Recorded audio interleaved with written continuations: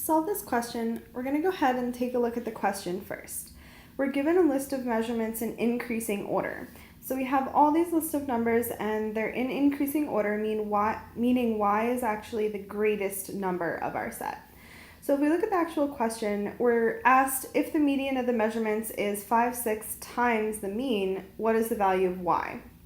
Now in this question, we're going to have to deal with the median of these measurements as well as the mean. So before we set up an equation relating these two in terms of what we're given for the question, let's go ahead and see if we can find the median. So getting our pen here, let's go ahead and let's find the median first.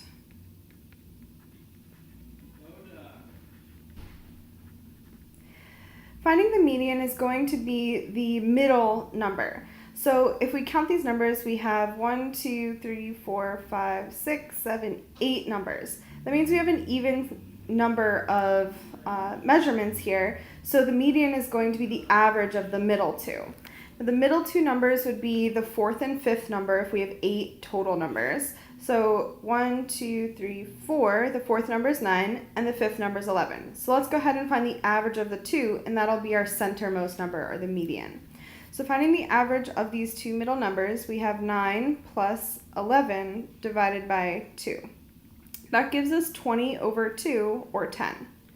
So 10 is the median for us.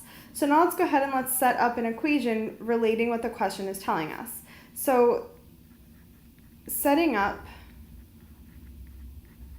the mean, we can use the information given in the question. We're told that the median of the measurements is 5, 6 times the mean. So this means that we have our median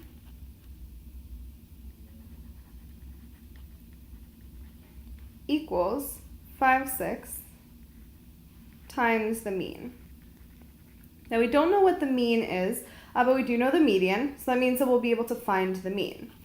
So plugging in our median, we have 10 equals 5, 6 times the mean. Solving for the mean, let's go ahead and multiply by the reciprocal of this fraction, so 6 over 5. That would cancel completely on this side, and we'd end up with a 6 over 5 times 10 equals the mean. And simplifying a little bit, we have the 5 and 10 will cancel, leaving us with 6 times 2, which would be 12.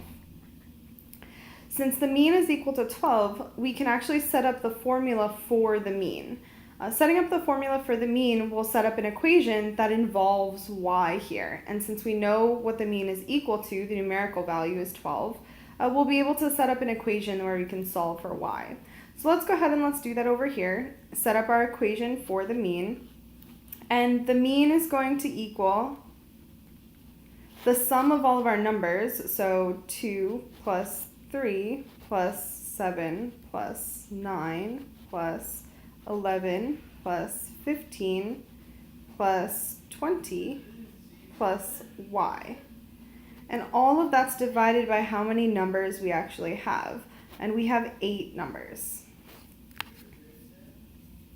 Now, since we have 8 numbers and we know what the mean is, and we have this equation set up, we can actually solve this equation for y.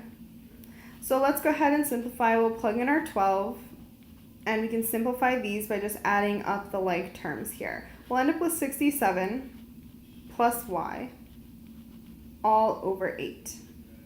So clearing fractions, we can multiply both sides by 8, and 8 times 12 will give us 96, which equals 67 plus y. And solving for y, we'll end up with 96 minus 67, which gives us 29. The 29 is a value for our y, and that would be our answer choice, and that is answer choice C.